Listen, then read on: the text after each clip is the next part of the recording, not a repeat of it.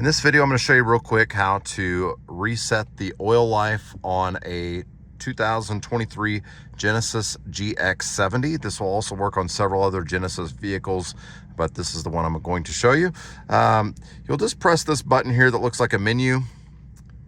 Once you press that, it doesn't matter what you're doing. You're going to go to this little wheel here. I'm going to push down on it, which it says okay there.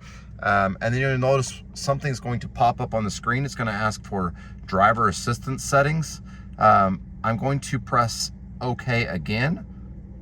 When I pressed OK that second time, I had something come up here on the info screen.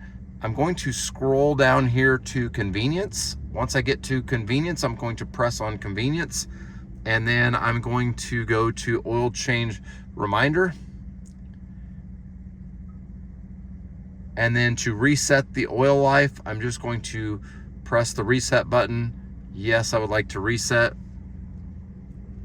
And now the oil life has been reset.